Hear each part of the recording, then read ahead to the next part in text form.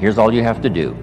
Learn to work harder on yourself than you do on your job.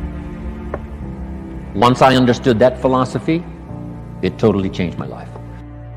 Work harder on yourself than you do on your job. If you work hard on your job, you can make a living, which is fantastic. If you work hard on yourself, you can make a fortune, which is super fantastic. Success is something you attract by becoming an attractive person. Success is not something you pursue. Success is something you attract by the person you become, by becoming an attractive person. Never be satisfied with yourself. Always know that as you invest the effort and time on you, that's the greatest ability that human beings have above animals. See, a dog can't be anything but a dog. Tree can't be anything but a tree. Human being, you've got unlimited potential. You can put effort on you, and by concentrating on you and developing you, you can transform your life wherever you are right now. So you want to work on yourself. My dreams are first every day, then my wife, then my kids. I can take care of my wife and my kids now. Would you agree? I abandoned this. This is the fuel for who I am. I abandoned this dream, and then I can't take care of them. And then I'm going to tell them what? It's all right that you didn't win. No, it's not all right if you don't win. You need to win. How many of you need to win more? Okay?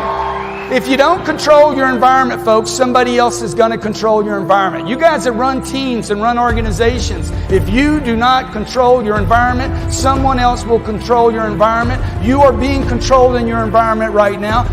If you don't control your environment, it starts with me. When I was 45 years old, I'm like, I'm going to control my environment. I'm going to take every penny I have, all the energy I have, all the resources I have, and I'm going to improve me. If I got to go broke in the process, because I'm already broke. Look, if you're not fulfilled if you're not reaching your full potential every day, you're broke right now. If you find your passion, you're going to have this tremendous energy. It's sustainable energy. But momentum requires you always do the next thing to keep the momentum going. If you believe in what you're doing, that's fuel. It adds more fuel to your fire. You gotta keep going, you gotta keep pushing through, you gotta keep persevering. Because at the end of the day, when you do, and you do, and you do more, you will be amazed at how the universe conspires to help you get to the place that you wanted to get to. So believe in you, block out the shade, and let your sun shine on through. Because it's on you to be you. And the reason you get yourself in a passionate place is so that you change your life, and the only thing that changes your life is making a decision. So while you're in this passionate state, that's where you make decisions. The only way the commitment and the energy and the momentum continues is if you take immediate, massive what, my friend? Massive action is the cure-all. Massive action is the cure-all. That's how you develop yourself. That's how you begin to appreciate what you get. When you're working on a dream, at some point in time, a transition takes place. And the transition is what you are becoming in pursuit of the dream. Because even if you don't get the dream, you become such a strong and powerful person. It will so change your life, you can look at something else and say, well, I think I'll go do this then. Because you have now developed yourself in such confidence and such competence in how to deal in the arena of life that you can move into another area and not miss a beat. Once you begin to discover who you are, then you really realize how you have been given authority and dominion over everything on the face of the earth, including all the dimensions of your life. But you can only do that through the struggle of life. And most people avoid the struggle. Most people go through life avoiding pain. And when you go through life like that, something in you dies. Something in you that you never activate is lying dormant in there, that you never get a chance to call on because you have not challenged yourself. Somebody said the land of familiarity belongs to the dead. That most people like to feel like they're a king in the area of their comfort zone. They only want to do those things that they know how to do well. Osborne said, unless you attempt to do something beyond that which you've already mastered, you will never grow. So if you want to begin to grow, you've got to put something out here that you can't reach easily, that has got to make you stretch, got to make you jump for it, got to make you get back a little bit and dig in so that you can take a leap for it. And maybe you jump up there and you miss it and you skin your knees and you come back again and you bust your lip next time. But you keep on, and through that process, you learn how to leap higher. You start challenging yourself to dig deeper, and then you discover some things about you that you don't know right now. Some talents that you have in you that you didn't know that you can do. If you want to begin to make your stuff happen for you, I think that it's very important that you start trusting yourself. Listen to yourself. Listen to that still small voice within you. Don't try and make everything logical. There's some things about life that defies logic, that you just can't explain how the outcome is going to be. I think that's why Paul said you've got to learn how to walk by faith and not by sight. That once you begin to trust yourself and your ideas and your instincts, life takes on a whole new meaning, because now I want you to do that feeling that you are led. Just feel, I am led. Ladies and gentlemen, don't give your power away. You don't need anybody to approve your dream. It was given to you. If they can't see it, it's because it wasn't given to them. It was given to you. Hold it, nourish it, cultivate it, work on it. It's yours. It's your baby. Work on it until it comes into fruition. I gave away my power, and I said, I'm not going to do that no more. Here's something else for those who make it today. Do what you know is right. Treat people like you want to be treated. Don't try and take any shortcuts. Don't try and cheat. Pay your dues up front.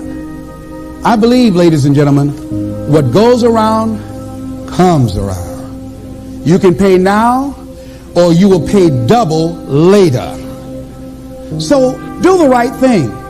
There might be a tendency sometimes, because of the negative part of our consciousness and our own programming, for us to want to say, well, I'll just do it this time.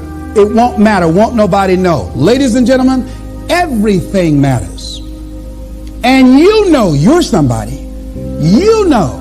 I'd rather lose out on my dream doing the right thing than the cheat trying to make a shortcut to get to my goal. I want to be able to look myself in the mirror. And that's what you want to do. There's no saying, judge a man not by what he does, but by that he doesn't have to do. And to judge the true quality of a man is what do you do when nobody's looking. See, there's some good out there for you in the universe that has your name on it. And nobody can get your good. It has your name on it. They can't take your stuff. It's your stuff. So when you know that whatever you're seeking, it's also seeking you, you don't worry. You don't run scared. You don't think somebody's going to take it from you. You listen to your inner voice, and you always take the high road. There will be the tendency, the natural inclination to take the low road. You must resist that. Repeat after me, please. I will always take the high road. I will always take the high road. And do the right thing.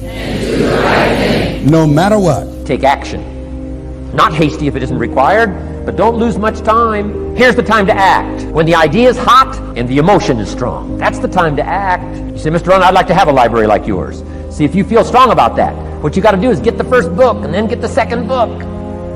Before the feeling passes and before the idea gets dim, action pronto. Action immediate. Action as soon as possible. Because if you don't, here's what happens. We call it the law of diminishing intent. We intend to when the idea strikes us. We intend to when the emotion is high. But now if you don't translate that into action fairly soon, now the intent starts to diminish. And a month from now it's cold. A year from now, can't be found. So act. Set up a discipline when the emotions are high and the idea is strong and clear and powerful. That's the time to set up the discipline. Somebody talks about good health and you're stirred. Says, right, I need to get a book on nutrition. Get the book before the idea passes and before the emotion gets cold. Go for the book. Start the library. Start the process. Fall on the floor. Do some push-ups. Action. Got to take action. Otherwise, the wisdom is wasted. Otherwise, the emotion soon passes. unless you put it into a disciplined activity. Capture it. Disciplines is called how to capture the emotion and how to capture the wisdom and translate it into equity. Disciplines. Now here's what's important about disciplines. All disciplines affect each other. In fact, here's a good philosophical phrase. Everything affects everything else. Nothing stands alone. Don't be naive in saying, well, this doesn't matter. I'm telling you, everything matters. There are some things that matter more than others, but there isn't anything that doesn't matter. Key to take home. Every letdown affects the rest of your performance. Every letdown affects the rest. This is part of the educational process on personal development. If you don't take the walk around the block, you probably won't do the apple a day. If you don't do the apple a day, you probably won't start building your library. If you don't build your library, you probably won't keep a journal, and you won't take pictures, and then you won't do this, you won't do wise things with your money, won't do wise things with your time, won't do wise things with your possibilities and relationships, and the first thing you know, 6 years of that accumulated, and we say you have messed up. So the whole key to reversing that process now is to start picking up these disciplines. Now here's the positive side. Every new discipline affects the rest of your disciplines. Every new one affects the rest. That's why action is so important. The least action, the smallest action. Take it. Because when you start accomplishing and the value starts to return from that one action, it'll inspire you to do the next one and the next one and the next one. You start walking around the block, it'll inspire you to get an apple. Get an apple, it'll inspire you to get a book. Get a book, it'll inspire you to get a journal. Get a journal, it'll inspire you to grow, develop some skills. All disciplines affect each other. Every lack affects the rest. Every new affects the rest. The key is to diminish the lack and set up the new. And you've started a whole new life process. Also, one more thought on discipline. Here's the greatest value of discipline. Self-worth, self-esteem. People are teaching self-esteem these days, but they don't connect it to disciplines. The least lack of discipline, and it starts to erode our psyche. One of the greatest temptations is to just ease up a little bit, right? The slightest lack of doing your best starts to erode the psyche. Instead of doing your best, doing just a little less than your best. Sure enough, you say, well, it's just going to affect my sales. No, it's going to affect your consciousness. It's going to affect your philosophy. Now you've begun in the slightest way to affect your own philosophy. Here's the problem with the least neglect. Neglect starts as an infection. And if you don't take care of it, it becomes a disease. And one neglect leads to another. And the worst of all, when neglect starts, it diminishes our self-worth, our self-confidence, our self-value. You say, well, how can I get back my self-respect? I'm telling you, you don't have to go to 29 classes. All you have to do is start the smallest discipline that now corresponds to your own philosophy, like I should, and I could, and I will. No longer will I let neglect stack up on me so that I will have the sorry scenario 6 years from now, giving some excuse instead of celebrating my progress. That's the key to discipline. Okay? Let's get kids involved in the least of disciplines. One more, and then one more, and then another one, and then another one, and then some more. And the first thing you know, you're starting to weave the tapestry of a disciplined life into which you can pour more wisdom and more attitude and more strong feeling, more faith and more courage. Now you've got something, a vessel in which to put it. And now the equities start to flow. And the early return, I'm telling you, if you'll start this process, the early return will have you so excited. You'll commit yourself to this strategy for the rest of your life. You'll never go back to the old ways. Join a new crowd. Join a new group. The disciplines to do it. Take action. I recommended the last time I was here the little book, Richest Man in Babylon, and I said I've lectured now to over 3 million people in the last 33 years, and I've recommended this little book to almost all of them, I think. Guess how many have actually gone and got this little book? Answer, very few. My best guess is 10%. Such an easy thing to do. In that last seminar, right, I suggested this little book, number one, is easy to find. Number two, it's easy to buy. The most you can pay for it, $6, $7, $8. You can borrow that from your kids. And number three, it's easy to read. It's in story form. That's why I use it for teenagers, teaching them how to be rich by 40, 35 if you're extra bright, much sooner if you find a unique opportunity. But if it's easy to find and easy to buy, and if it's easy to read, why wouldn't everybody go get it? We don't know. What do you know? You don't know. I don't know. Nobody knows.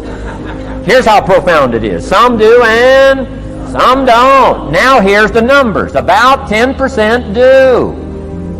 90% don't or won't. We don't know the mystery of that. And I'm telling you, 10 years from now, those numbers will still be the same. 10% will, 90% won't. The numbers don't change. Only the faces change. You're looking at one of the faces. I used to belong to the 90% who couldn't be bothered even if it was easy.